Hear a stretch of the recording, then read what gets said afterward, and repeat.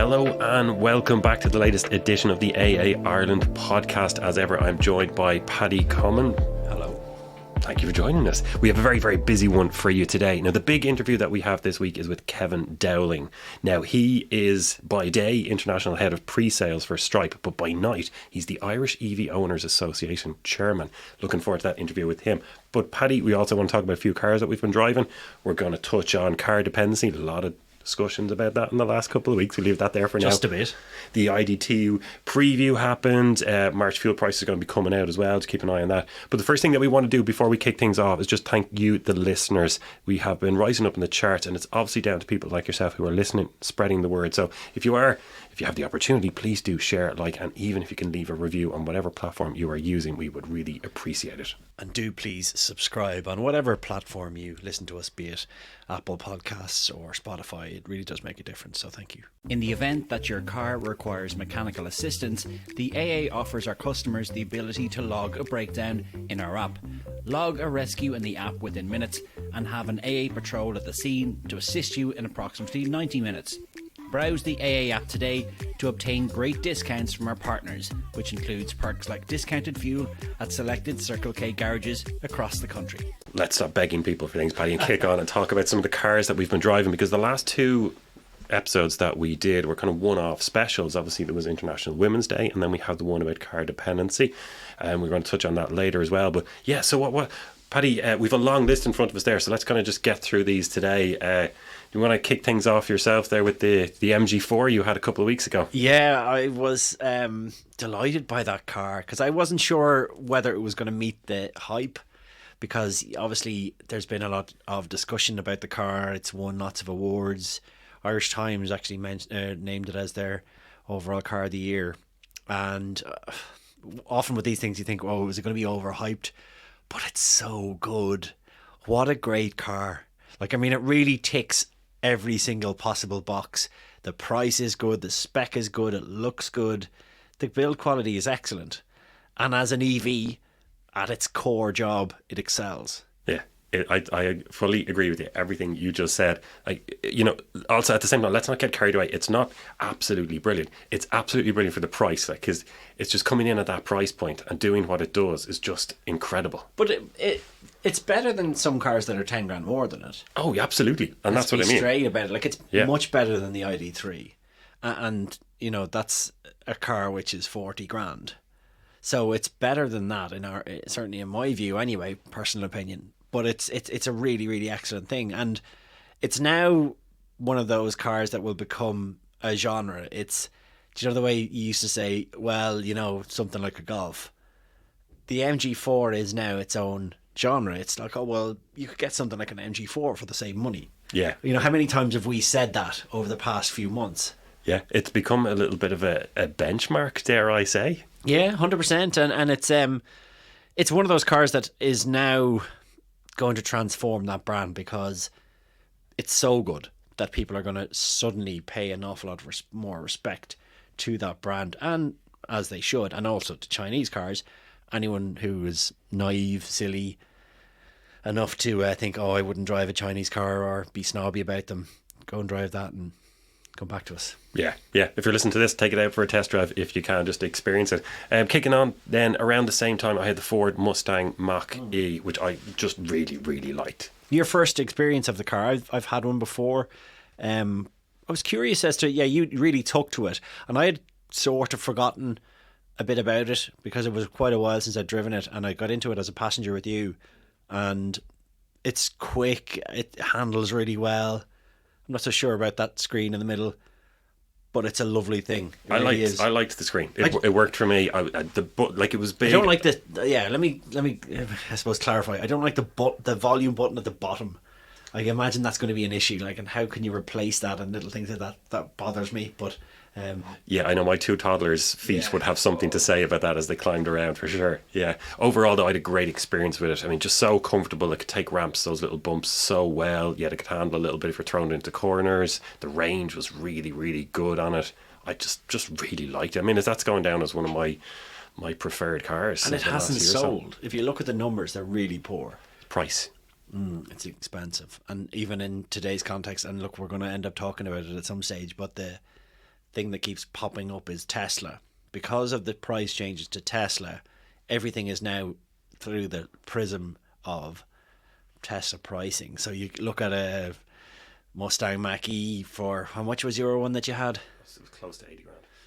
And now, is there a Tesla bar the S and X? So can you have a Model Y performance and a lot of change? And change. Like, let me just do quick maths in my head. You could nearly have the basic MG4 and a basic Model Y for that.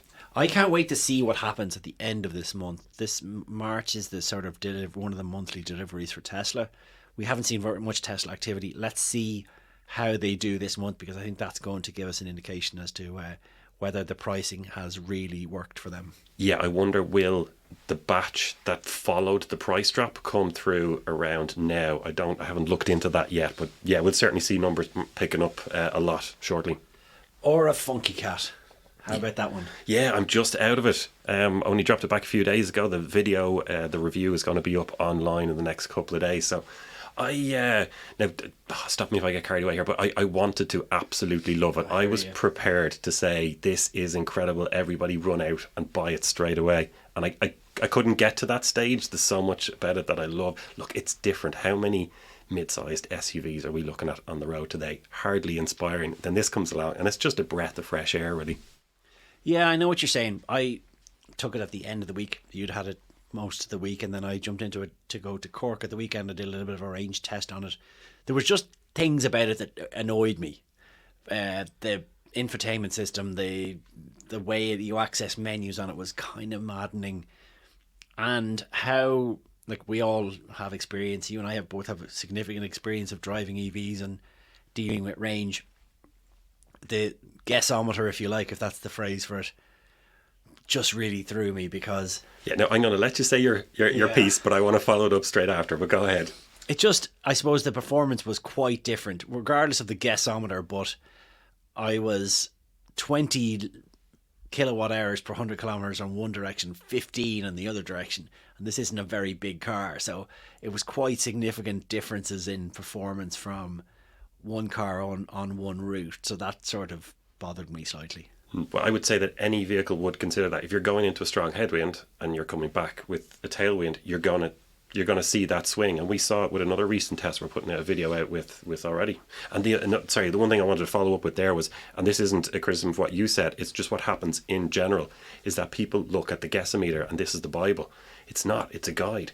Like we both know, if you get into an EV, you drive it really carefully around town, and then you go on a motorway at full tilt in winter, the difference is about half. And that's going to happen to a large extent with any vehicle, how you drive it, So people get in, they say, oh, I've got 300 kilometers. No, you don't. You've got, let's say, 75%.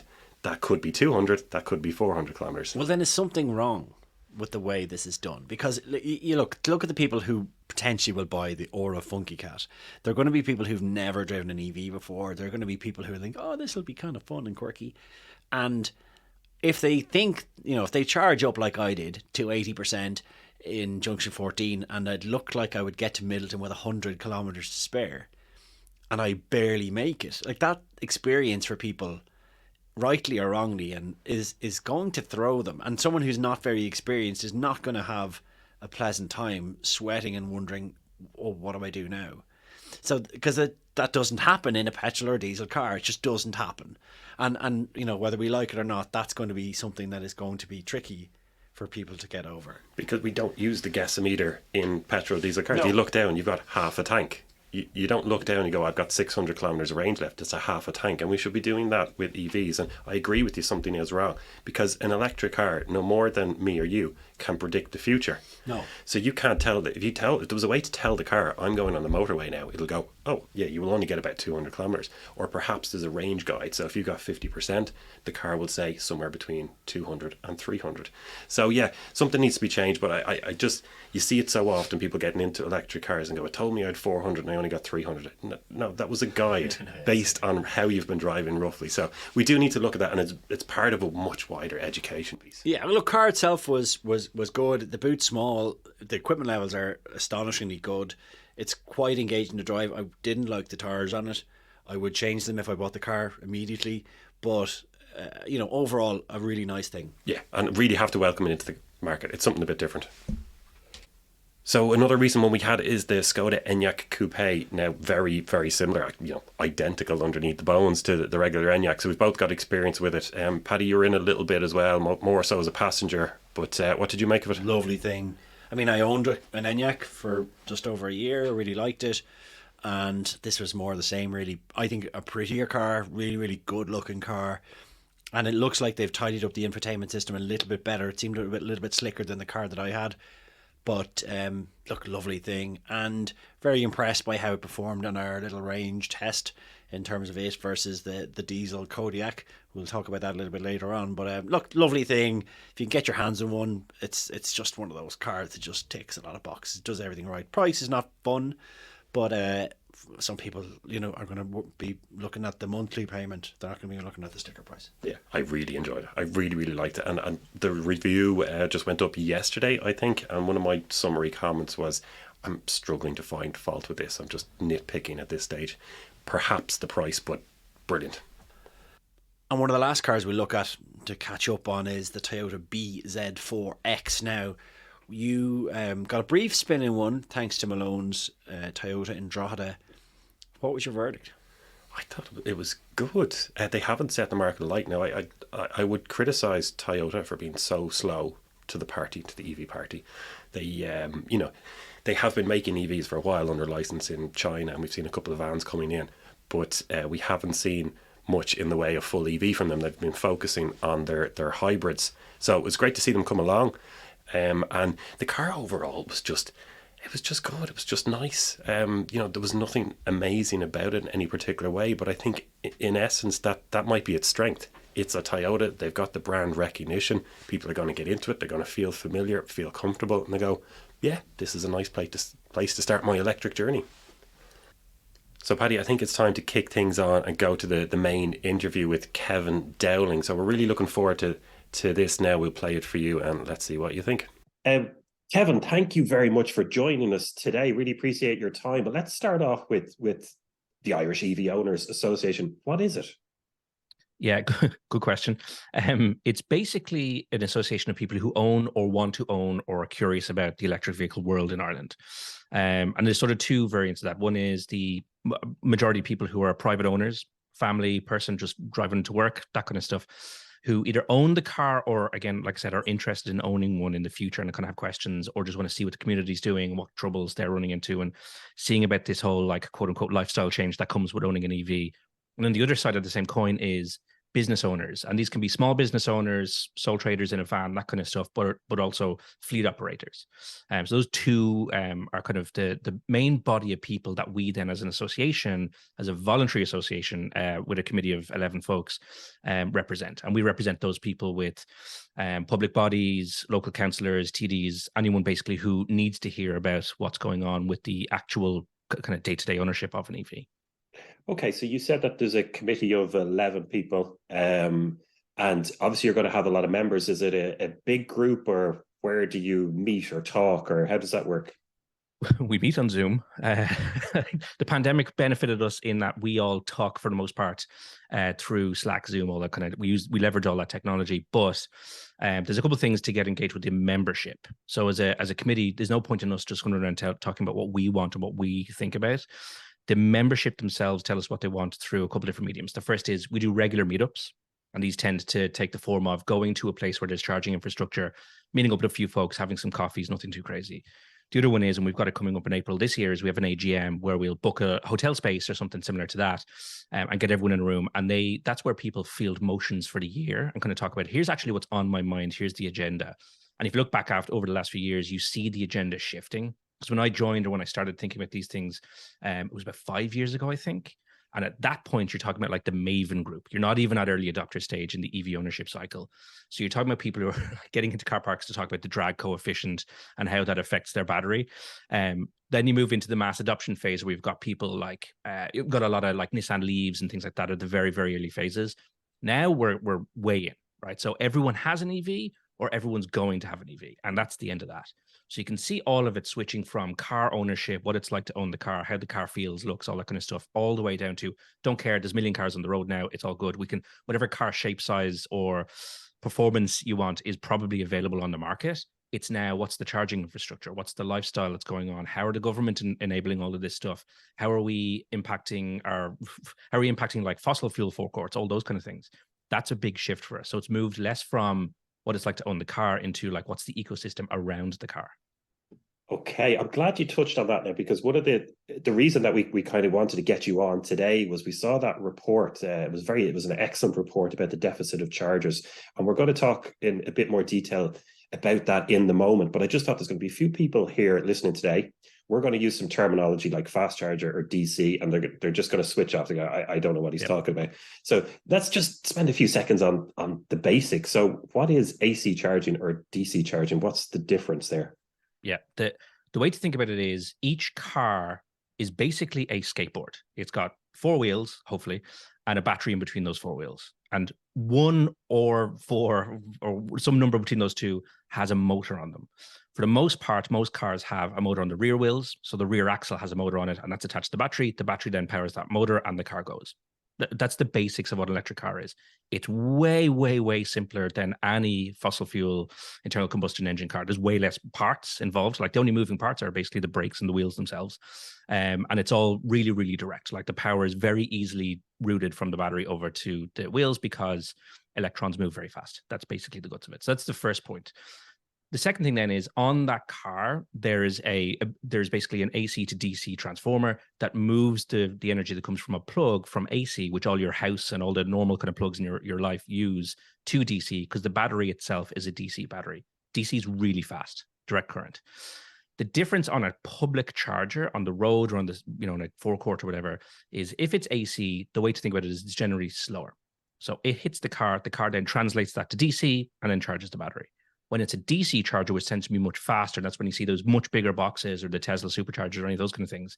They're DC. That's directly just plugging into the battery and charging much, much quicker, which basically translates to if you're using AC charging, you're probably there for a longer window of time, might even be overnight, depending on the charger. And that's what you're probably getting out of your house as well. DC charging are the much bigger units that are much, much faster, where you're taking just like literally a couple of minutes. You go in to get a coffee, come back, and the job is done. Okay, so what sort of speeds are we talking about? Because I know that you can of course plug your car into even a 3-pin socket. So yeah, what's the kind of variance there? Are we talking, is it a 30-minute difference, or what's the spread? Yeah, unfortunately, 3 pins have been called granny charging, and I don't know where that came from or why. A lot of grannies are very fast. So the way to think, I'm going to call it numbers. The numbers themselves don't matter, but they just kind of give you a sense of the scale here. So you plug into a 3-pin plug in your house, it's your maximum getting 2 kilowatt out of that.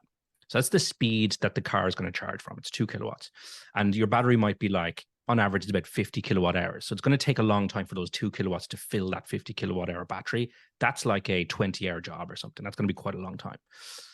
If you get a car charger put on the side of your house, like a Zappy or one of those kind of units on the side, which most people tend to do, particularly if you've got a driveway or the ability to do that, you're getting around 7 kilowatts. So that's going to be 2.5 times faster. That then becomes less of a full day job into like an overnight 6-hour job to fill an average car battery in the market today. So it's much easier, and that's what most people tend to go for. Also, those two are really interesting options if you've got stuff like solar panels. So a lot of these car chargers will be able to take the excess off the solar panels and charge the car only when there is excess and stuff like that. And the same thing, if you've got a battery in the house as well, they can kind of share the battery power between the car and the house. There's a lot of really cool, interesting tech around this. But that's your domestic thing kind of done, unless you've got 3-phase, which I'd say it's a dozen houses in Ireland have 3-phase in it, but you can get faster charging out of them. Then you go to like your public charging, and that goes to 11 kilowatts, which again is slow for public charging. That is your AC charging that I mentioned before, or 22, which is a faster version of AC, but it's still not super, super fast. You're still talking a couple hours to get a full charge out of them. Then you get into DC charging, which is much, much faster. And again, these are like the much bigger units. You see those ESP things, they're huge things, are easy go of a big, huge unit as well. That's when you get into DC charging, and it kind of starts at 50 kilowatts. So you think we started with the 3-pin plug, which is 2 all the way up to 50. Now you're just talking a few minutes. Then we go into much faster things. We've got like 100, and 150 is actually quite common on motorway kind of journeys when you're stopping off at any of the big high capacity chargers, or again, the Tesla superchargers. And now Tesla have a couple sites in Ireland where you've got 250. So it's going to get faster and faster over time. Like for now, if you go to an average fast charger, if you plug the car in and go in and get a coffee next door and come back, the car is probably at the limit that you want it to be at, right? The other benefit of this is you don't have to go talk to people. Not that we're all antisocial or anything, but you don't have, there's no faffing with this. You just plug it in. There's generally an app or a QR code you scan. It starts charging the car, and then you're free to do whatever you want. So it's actually a big benefit to forecourts because a lot of the margin they're getting is out of coffee and sandwiches and stuff like that. So you're focused on getting coffee, sandwiches, going to the loo, changing a nappy, whatever it is, and the car is off in the background charging for you, which is great. Excellent. Okay. Well, look, I think we'll move on just to talk about this study now. So I'll let you introduce it, but it was about a deficit of chargers, and people who are listening to this podcast now regularly, they might have come across, myself and Paddy doing these longer trips. Paddy would go to Cork a lot, but we also did one where we drove all the way from Mizenhead, 600 kilometers back up to Mallinhead and Donegal. So we did a lot of charge, and there was about 1,500 kilometers overall in 2 or 3 days. And we've used a lot of these fast chargers, but in a car like the Mercedes-Benz EQS 450, I mean, in winter conditions, we knocked 600 kilometers out. It's incredible, but not everybody drives those kind of cars. Yeah. So you got to stop and charge. And I'm seeing queues now come across the odd charger that's broken. So can you just, off the back of that, just introduce what that study was about the deficit of chargers? Just tell us a little bit about the background of it and how you came up with that. Yeah, there's a couple of things. So two of our committee members, Matthew and Eamon, are engineer heads. So there's a big variance and a lot of diversity in the types of people on the committee. Those two guys are very, very engineering. And they wanted to look at the numbers and find out like what is actually happening on the Irish roads. Because we can make loads of assumptions. We have our own stories. Members give us stories all the time. It's all brilliant. But what is actually going on day to day is an interesting, or what's going on day to day, but also how do we plan for the future is a really important narrative for us. So like I said, we've gone from the narrative of like, what's it like to own a car to, we can assume that's all kind of like pretty buttoned up now, to like, what's the ecosystem? And what we're basically assessing here is the ecosystem isn't ready for today. So what do we need for the future? And considering that in 2035, the EU's now regulations say that we're not going to have fossil fuel cars sold, we can assume that we're already at the point where everyone wants to get an electric car as their next car. But if you're getting in towards 2030, the chance of anyone buying a fossil fuel car is quite low, because why would you buy a car that in 5 years' time is going to be banned from sale anyway? Right. So we're going to see a huge adoption curve in the next few years on this. And we're obviously hoping that spills into secondhand cars and just the ecosystem around EVs getting much, much healthier. And we could talk about that in a few minutes. But basically, this means there's a just transition starting to happen. We're starting to see more and more proliferation of EVs on the roads. That includes fleets, etc. What's actually happening when you're driving on the road? Right. So we talked about the home charging situation. That's preferable for most people. We do a survey every year where we're around about 80 to 90% of all the respondents say that they charge at home. But that's probably the type of person who's going to buy an EV right now. Right. If you have a house with a driveway or some facility that allows you to charge regularly, an EV makes a lot of sense. If you don't, if you're in an apartment or you're renting or whatever, and you have someone who's blocking you from getting a charger and you're reliant on public charging, the situation is very different for you and you're not filling in that survey in a positive way. So we decided to take a survey to go like, okay, if we look at the average journeys that are quite long, like not the ones where you're going to the shops or going to crash or whatever, when you're going to M7, M9, all those big roads in Ireland, going from Dublin, Cork, Dublin, Waterford, Galway, et cetera, what's going on in those, and what does it mean for you in an EV when you plan that? Because the ideal situation, you don't plan at all. You just rock into whatever forecourt is there because you need a coffee and you plug the car in while you're there, which is what you do with a fossil fuel car. You don't keep and pay attention to the dial as it goes down. You know, you're pretty comfortable that you're going to be able to pull into a forecourt and fill it up with petrol or diesel. We want that to be the same case for EVs. But what we're seeing is when you go to a forecourt or a car park somewhere that has charging infrastructure, there's a unit there that maybe serves 2 or 3 cars at the same time. What that leads to is then, as you say, at peak hours or peak times, or when there's an event on, we're seeing queues. So what Eamon and Matthew did on the committee is they looked at, on those roads, how many forecourts are there? So how much services are provided on those roads for drivers? And then how many of those have EV charging? And how does that compare to all of the fossil pumps that are on the road? So we look at some of these roads, we then come up with a little formula that says, like on the road from Dublin to Cork, for example, it's currently rated at -19, which says that there's a deficit of 19 chargers on that road right now. We did this for a whole bunch of routes, and there's a nice table on the website if you go to it and check it out. And it basically just shows that all of the roads have a deficit, some worse than others, but absolutely none of them are in the right place.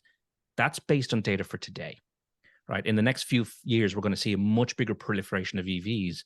We need to kind of make people aware, both the forecourt operators, operators like EasyGo, ESB, et cetera, as well as Zevi, who's the government agency in charge of all this, aware of actually how far behind we are and where we need to go to get this to like even just reach parity with where the top of the funnel is with car buyers, all the way down to like where we're actually providing a proper and appropriate service for everyone on the roads. And it just gets worse because people are going to buy the EVs. So we need the infrastructure to be there for them.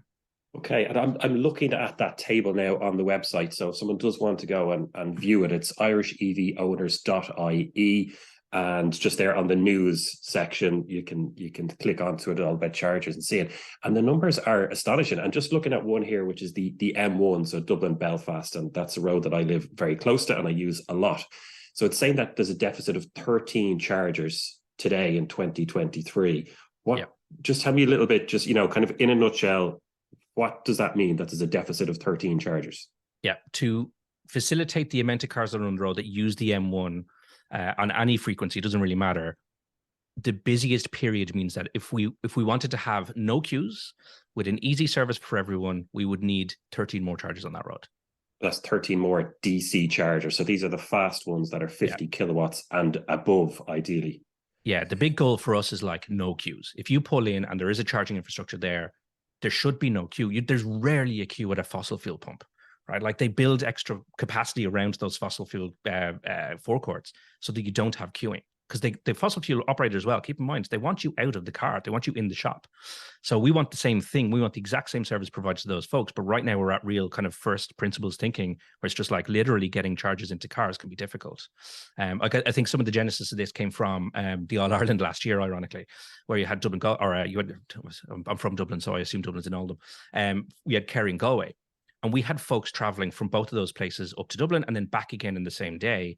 And every single charge point along the road, didn't matter what car you had, what operator you're using to charge your car, had massive queues. People were waiting up to 90 minutes to get a charge. That's crazy. And these are on main normal roads. These are not like side roads or anything.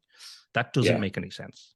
I suppose that's just, it's not good enough really if we are to look at hitting our targets over the next decade. So just on that point as well, what we do in the AA is every month we kind of round up the statistics on car sales, and I have a look at the electric ones in more detail. So sales to date, here we are, we're recording this now on the 3rd of March. So sales to date just for January and February, 5,900 EVs and 3,000 plug-in cars.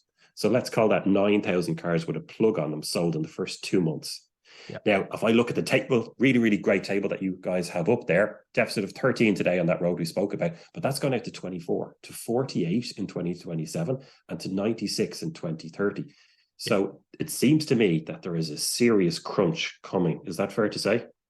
Yeah, and I would also say the numbers as we go forward are probably conservative. I think the growth rate of EV is going to be much bigger than we think, because what we're considering is the math that we can do is, as you mentioned, the net new going into the market. So people buying new cars, there's a couple of thousand every single month. That's growing quite aggressively. Also, to belabor that point, the plug-in hybrid cars, that number is dropping. I think the people who were buying those cars are just buying full-on battery electric cars now. So that number is going down while the battery electric's going up, which is accelerating that number. And then what we're going to see in the next few years is a whole pile of cars going to the second-hand market while people upgrade to a new electric car and then sell their existing electric cars. Like, I think that compounds the issue. So I think even that number, when you talk about 90-something chargers on the roads, that's comparable to what we need for fossil fuel, and we do well there. But we need to start to think about the future of this. And like, it's a public-private partnership gig. It's not just the government going and dropping chargers in everywhere. The government's role here is to advocate for it, but also to make sure that the grid is capable of this. Like if I look at our they're not really our neighbors, but our friends in Norway. They look at their grid and consider in the grid how many rapid charges can you do simultaneously. And the last time I looked at it, which was last year, was about 3,500 simultaneous fast or rapid chargers can run to fill up those cars. We're nowhere near that. Nowhere near it. Not even close.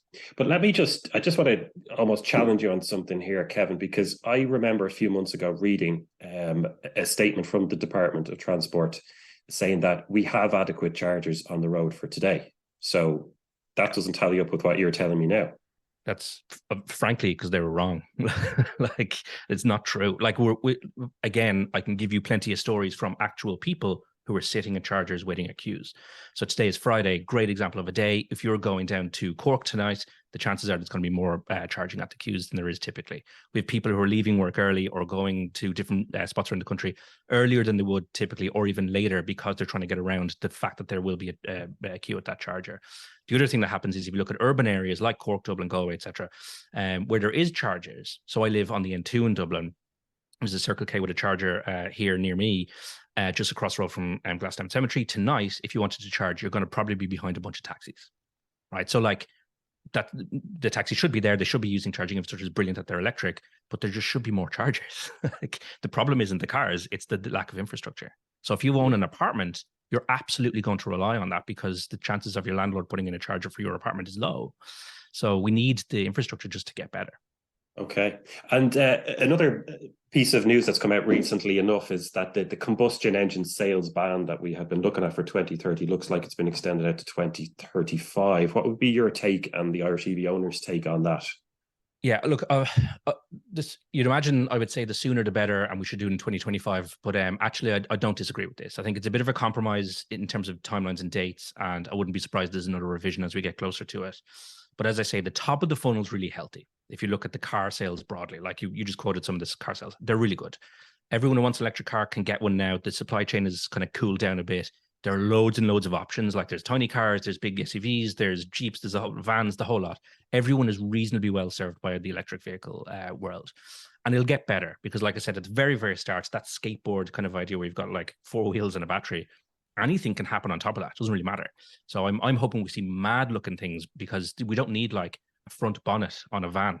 It doesn't need to be there. You can just have a box. Like, all those UPS cars are much more boxy. They can be way more boxy and way more spacious for what they actually need to do in the future. So I'm very excited about what comes to market. The 2035 date for me is not about new cars coming to the market. It's actually about facilitating the just transition for the secondhand market, and also allowing manufacturers to catch up in Europe, because obviously that's a big part of the European economy. VW's done a great job. You mentioned the Mercedes one. There's a whole bunch of manufacturers who are only starting to get the wheels turning, forgive the pun, on manufacturing EV platforms. So knowing that they need a bit of time to do this as OEMs, there's also a bunch of OEMs who are importing in, which is fantastic. But I think for me, the 2035 date is really just facilitating the idea that by then, someone like me might go and sell my existing car into someone else in a secondhand market and buy another car for my family or whatever the situation requires. That's more important for us because we need more people owning those cars, and it can't just be luxury, high-end 40K plus cost cars. Okay. Well, there's a couple more questions there. I think, we'll look at rounding up shortly. And I do have a question I want to ask you, because this would be very funny if you tell me that you actually do drive a 3-litre diesel SUV in the end. We get that question at the end. But now because I know there's people listening to this are going to be screaming some things at it. The way electricity prices have gone, and we've done a little bit of work on this in the background, the AA, and people can go and check out some of the studies that we've done on it. But a lot of the criticism now is that electricity is so expensive, you might as well just drive your diesel. Yeah. That's we hear that all the time, and it's a conversation we have. Like, every EV owner has had this conversation once down the pub in the last few months. And my response to it is, right now, that probably feels true, but you got to look at the long term here. The first thing is, it took the government 4 hours to drop excise on fossil fuels when the crisis hit. That's good, right? There's a lot of people impacted by that. We shouldn't be penalizing people because there's a war going on somewhere else and there's supply chain issues, etc. But they shouldn't have just looked after fossil fuel. They should have looked after households with electric cars. And I know households are getting the €200 grant and all that kind of stuff, and that helps. But if you have an electric car, your costs are inherently higher with electricity than it would be for someone who doesn't have an electric car. But that cost to diesel or petrol is just offset somewhere else. It's a different bill, so you don't really feel it. Maybe you don't see it. So I think all of these things, I think it probably balances out reasonably well right now for the average user. But the government has done more for the fossil user as it stands. Right. So that's the first thing. The second thing is, this will cool down. It will calm down. I know the wholesale prices of gas, which is what we're kind of beholden to, that's dropped. So the next few months, you'll see the cost of running your house drop again. The other thing here is, there's a massive thing. We just haven't talked about it today, really, but it's the climate impact of this is just massive, right? The long tail of this is that we're going to solve for the climate crisis. It's not about just switching everyone from a fossil car into an electric car. We also need to think about the modality of urban areas. Like, everyone shouldn't just have an electric car. We should be thinking about cycling and having buses and all that stuff. Where there's a vehicle on the road, it should be electric, and we need to electrify quickly, because the climate's not going to slow down. Like, it's getting worse, and it's going to continue to get worse until we do this. If you're in a household, the couple of things you can do to actually help offset this is, one, get an electric car.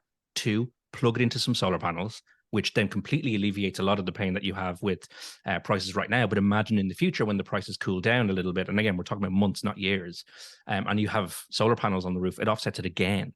And then the third one is kind of a completely different thing, is eat less meat. In an average household, if you just do those three things, you've done an enormous amount to help with the climate crisis. There's a lot that needs to happen on a macro level. Don't get distracted by that. But owning an EV is one of the simplest, lowest hanging fruit things you can do in Ireland to offset the carbon issue we have today. The price of electricity is going to come down. It's probably on par today with what's happening with fossil fuels. And that's with fossil fuels having dropped excise. That will balance, and then it'll rebalance again where electricity becomes cheaper. But again, there's no way for a fossil fuel car to be filled from the sun. It's just never going to happen.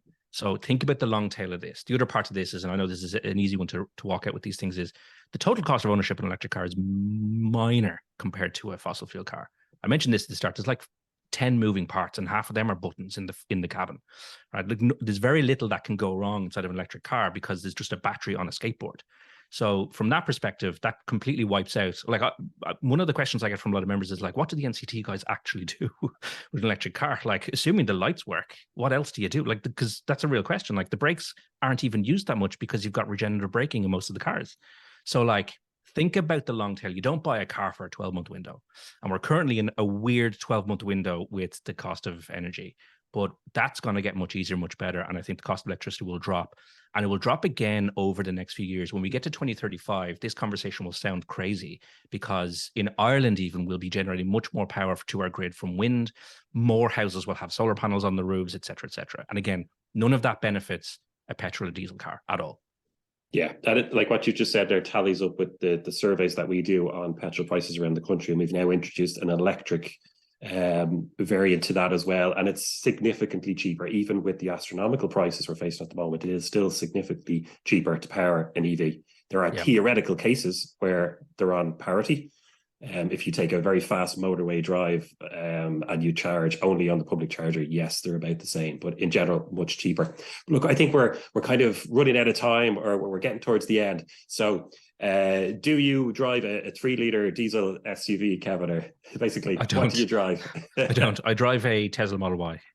Okay, and can you tell me why did you go for the Model Y? To give you the story, a couple of years ago, I bought a Model 3. And if the Tesla guys are correct, it was one of the first 15 on the road in Ireland, but they could be lying to me. So I went in, and that experience was mad, because electric cars were weird, Teslas were weird, they still are. And I went into the shop, and they like ran through like how to use the car. No one's bought a car like this before, where you sit down and have like a weird lecture with 4 other owners, and they kind of walk through the whole thing. I don't like to do that anymore.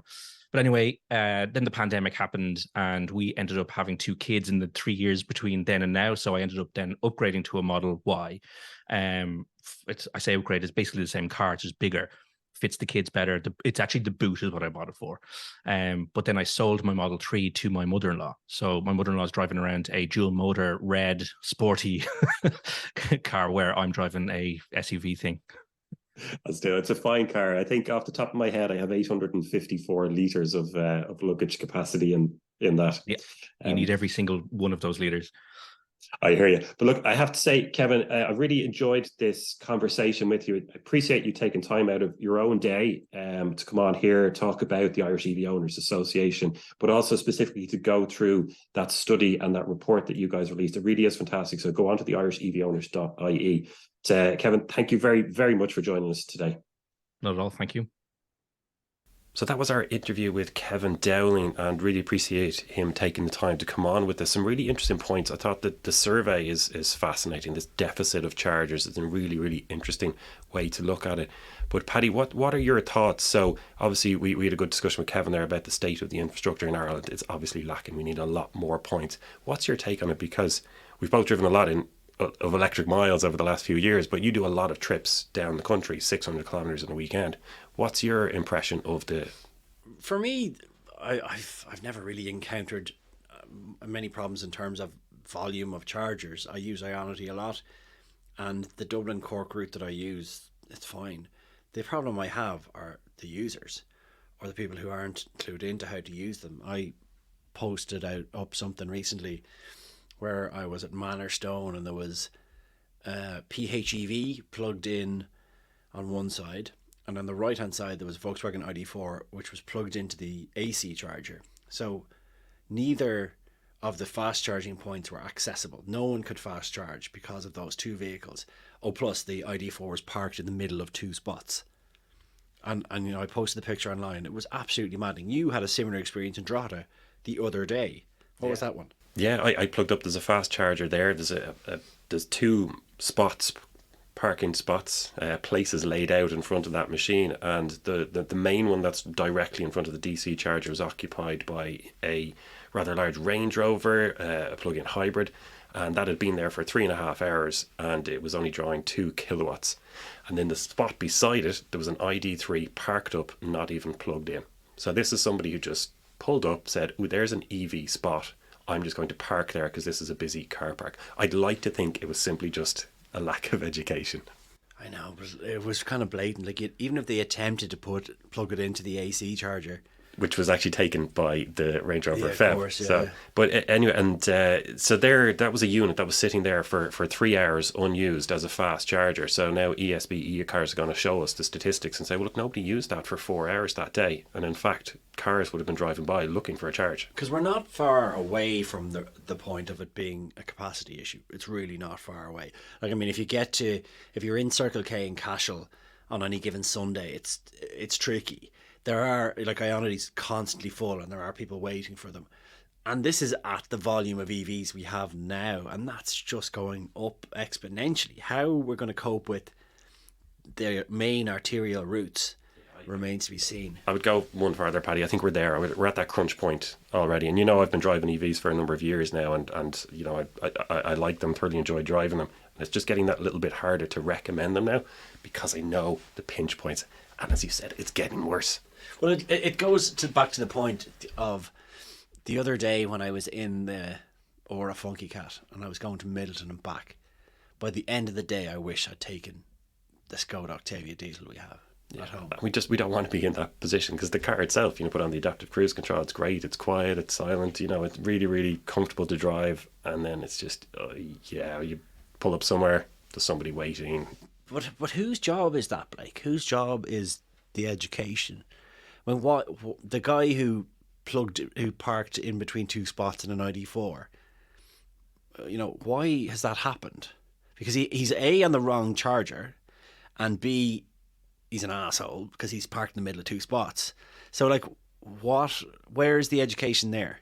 That sounds like a not very nice person, to put it politely, who just parks in the middle of two spots no matter what. They always exist, right? Yeah. I mean, my take is I put a lot of the blame at the government. Like, at the moment, the business case for companies to put in chargers it's a very difficult case to make. I mean, you know, a decent 50 kilowatt unit is going to be 40-50 grand.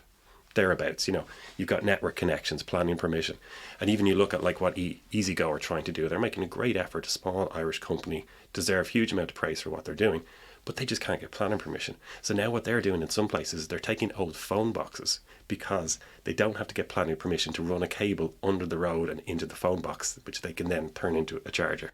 But is the problem now, Blake, not charging on slower chargers? I mean, if for most people commuting or driving around and they can charge at home, and if they don't have a charger at home, right, then maybe they have to try and find another solution. But for me anyway, the bulk of the issue is on crossing the country, because if you're crossing the country, you're on the way somewhere, you don't have 6 or 7 hours to charge, you want to do it in 40 minutes or shorter if possible.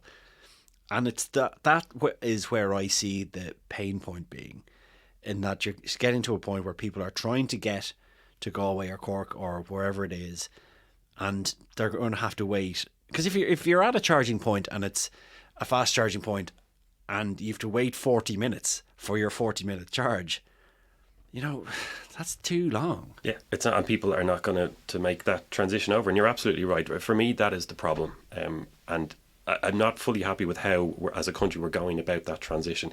So the idea of having one DC charger every 10 kilometres between Dublin and Cork, and you go, oh, look, that's loads of chargers. No, that just creates pinch points and problems.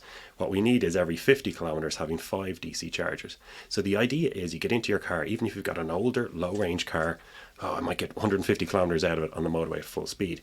If you go somewhere and you know there's a bank of 10 chargers there, okay, I might have to wait for 2 or 3 minutes the same way you do the odd time for petrol or diesel, but you're only waiting for 5 minutes, and then you're on for 20 minutes, and then you're gone again. And we need these hubs. That's absolutely right. And you look at, around Europe, Norway, but even over in the UK, Gridserve are putting in these amazing things where they've got a few acres of solar panels. They've got battery storage backup on site, panels on the roof. They've 250 kilowatt chargers all the way down to small AC ones for people who are staying for an hour. And we need these hubs.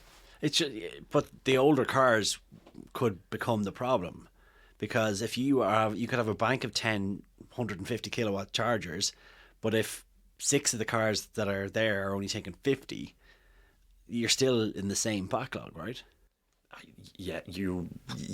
put like a car like that, it's going to have a smaller battery because it's an older car. So even an old Nissan Leaf, you plug it in at 50 kilowatts, I mean, that thing's going from 10 to 80% up in about 20 minutes anyway, and it's kicking on the way.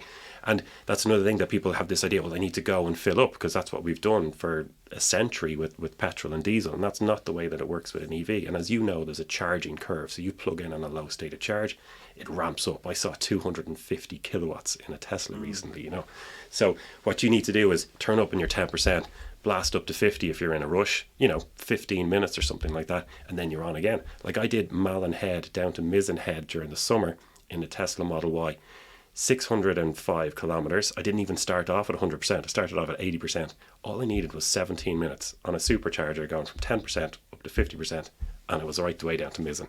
And that's what we need to get to. Because my commute at weekends is Drogheda to Milton and back in the same day, and that's where I run into difficulty in an EV, because if I was going down and staying there, right, that's fine. But when you're going down and turning around after a while and coming back again, that's where I find I run into difficulties. Now I end up stopping at Cashel, Lyonides for about 20 minutes each direction.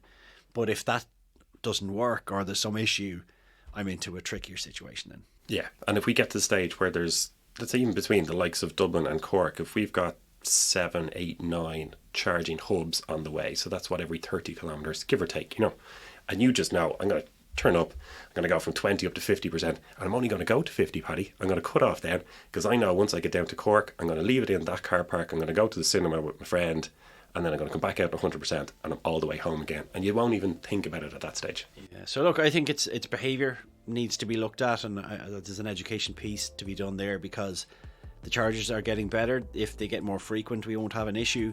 Cars are getting better, range is getting better, batteries are getting better, but we have to look at the behaviour behind it. Absolutely, and we will do our best. We've got a few videos coming out about that as well over the next few months. So that's it for this week's AA Ireland podcast. We hope you enjoyed the show. We will be back next week with a very interesting chat with Barry Kenny from Irish Rail. Barry has been the head of corporate communications there for 29 years. He's a fund of information on all things rail, and we'll chat with Barry next Wednesday. For now, have a great week. And thank you for listening.